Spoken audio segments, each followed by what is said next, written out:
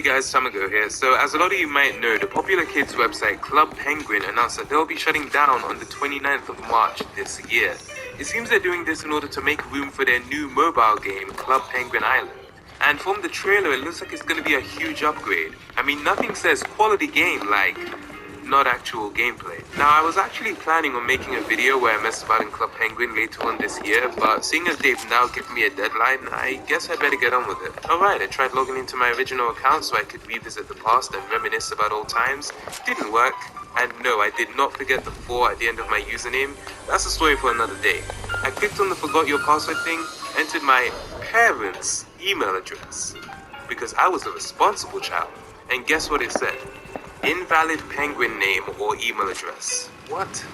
This is just Neopets all over again. So I'm just gonna go ahead and create a new account. Link color, yellow, name. Well, I'll just call this one Tamago2474. Password. Oh, come on, Club Penguin. You trying to expose me? Get my new Club Penguin account hacked already? Alright, parents, email. Pick the pizza. What, captures are too hard for the children? I don't blame it. And here we go. So how did I get into Club Penguin? Well, one evening when I was about 7 or 8 years old, I was at my cousin's house. She showed me a game she was playing on the computer. It looked like a lot of fun, so I asked what it was, and she said, Club Penguin. And then I said, you mean Penguin Club? And then she said, no, it's called Club Penguin. And then I said, no, the adjective has to come before the noun. Trust me, I'm here for it. It's definitely Penguin Club. And then she said, but it's called Club Penguin. Anyway, the day after, I loaded up Club Penguin on the laptop, created an account, and the next 3 years of my life, gone. One of the first things I remember doing in Club Penguin was throwing snowballs.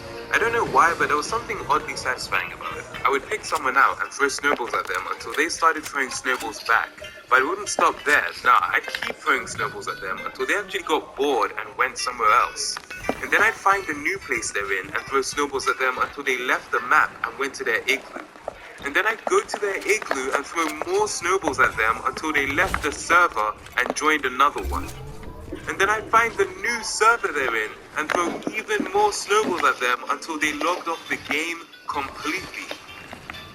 And then I'd Google Maps their home address. Club Penguin also had a lot of great places to explore. There was the lighthouse, the hockey rink, the pizza parlor. But my favorite place was definitely the coffee lounge, because that's where the library was, and it used to have this book series called Paint by Letters. And I know what you're thinking.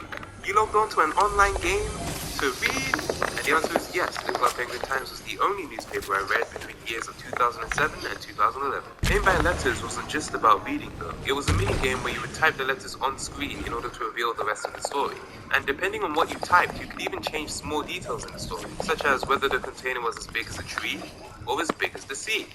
I think the sea's a bit bigger than that, mate. I'm guessing it was a way to get kids to improve their typing skills, and it definitely worked in my case, because my typing speed is now at an astounding 79 words per minute. I mean, I'm no Izzy typing at 216 words per minute, but, you know, easy crazy. Let's face it though, nobody joins Club Penguin to read books. It's all about the games. And you can tell the people over at Club Penguin worked very hard to make sure that they came up with as many penguin-themed games as possible. I can almost imagine the boardroom meeting where they came up with these ideas. They had penguin surfing, penguin fishing, penguin wakeboarding, penguin toboggan. And then one person was just like, hey, how about penguin jetpack?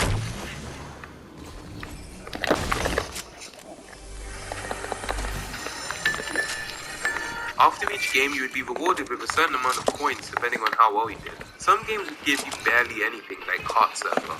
Even if you complete that game without failing once, you still only get like 8 coins. You'd think a mine would be a bit more profitable. The best games in Club Penguin though were definitely the multiplayer ones like Kart Jitsu.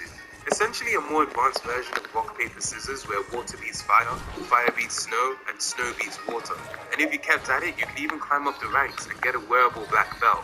I'd love to show you mine, but you know, one thing I did not like, however, was this glitch that would occur 4 out of 5 times when you tried to leave the dojo. The game would just freeze up, and you'd have to completely refresh the page in your web browser and log in again if you wanted to keep playing. 6 years on, and this is still a problem. Come on, Club Penguin, how have you not fixed this yet? I always appreciated the details in the game that made Club Penguin feel more like a real society. For example, everyone had these pets in the game called puffles that could follow you around town, and you'd also have to take care of them by giving them food. They were way better than those pets you can get on bin weevil as well, those bin pets. Those are the ugliest things I've ever seen in my life. One thing that always got me was that if you didn't look after your puffle properly and it died of starvation or something, you get a postcard saying that your puffle has returned to the wild. Come on, Club Penguin. Returned to the wild? I didn't feed that thing for over 5 months. We both know it's dead. Club Penguin also had its own urban legends. It was once told that if enough people went to the iceberg and started drilling into the ice, the iceberg would completely flip over and you get a special prize from Antarctic. Wait a minute. I finally get it now. Antarctic? Antarctica. I remember putting hours into trying to tip this iceberg, day in, day out, and it never worked. And you know why it never worked? Because it was a myth. Who even came up with that idea in the first place? Have you seen an iceberg? What, you think the thing's just gonna do a 180? So after many years of trying, I'd eventually given up hope on the idea of tipping that iceberg. But I gotta admit, when I was at school a couple of weeks ago and I saw this image of the iceberg finally being tipped after all these years, I jumped out of my seat. Now, whether I agree that the iceberg flipping over warrants this type of reaction is a question for another day. But to this lady, I'd just like to say, stop it. Get some help. Once the iceberg tips over, you actually do get a prize from Antarctic. This is blue hardback, and I think it's pretty cool that the Club Penguin team made the effort to live on the board. The final thing that made me feel like it was that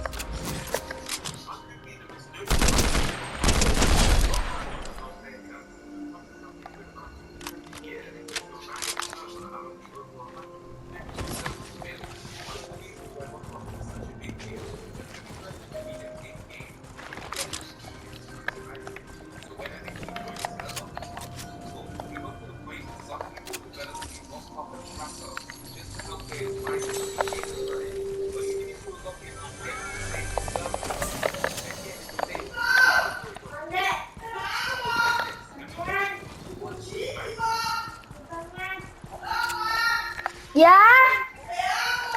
¿Tú también? Muchísimo.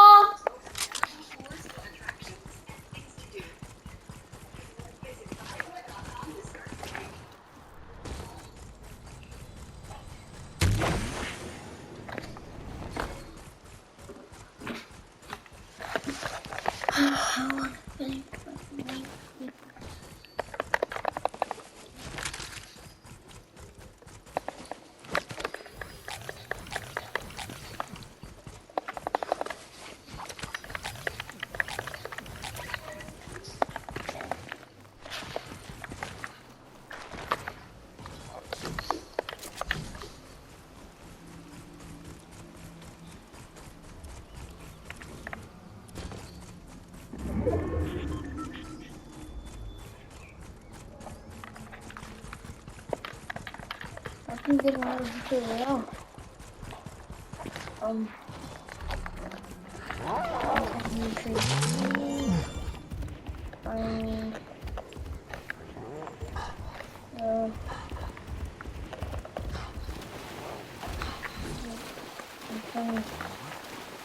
For some reason, the center.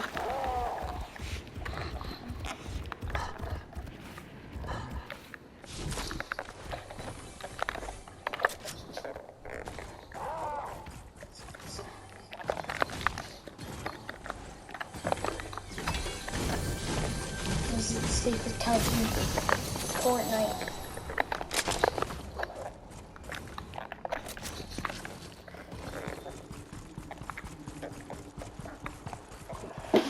Should one of the safest houses intro.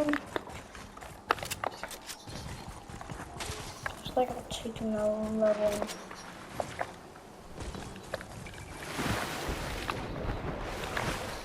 I only have 3 kills. This is fun.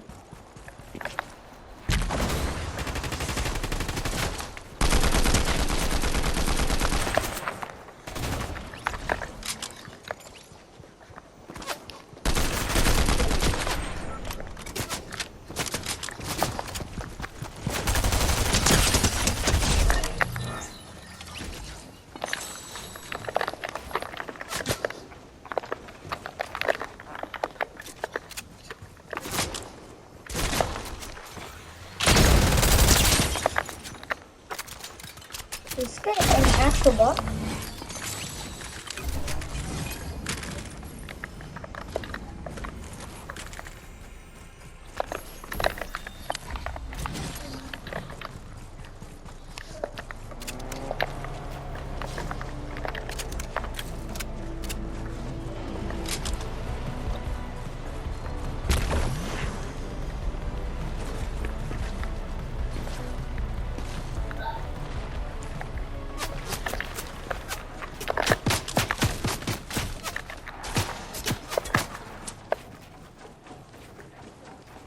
Darth Vader skin. Which means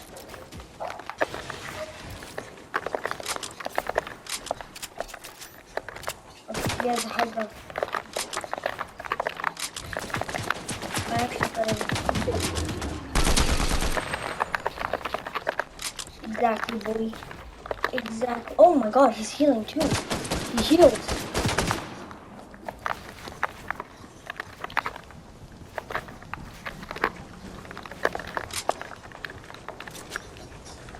Knock me down, boy.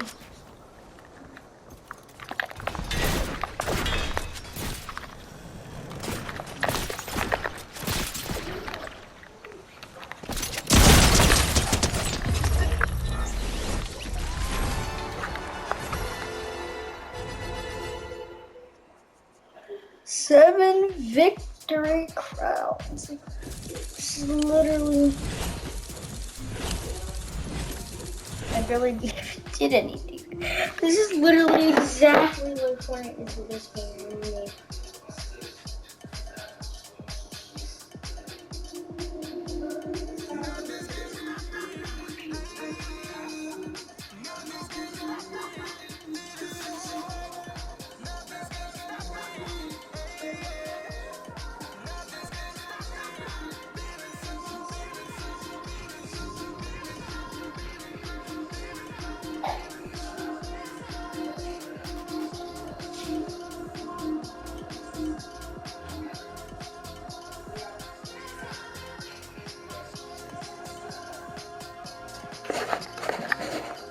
That has gotta be something great.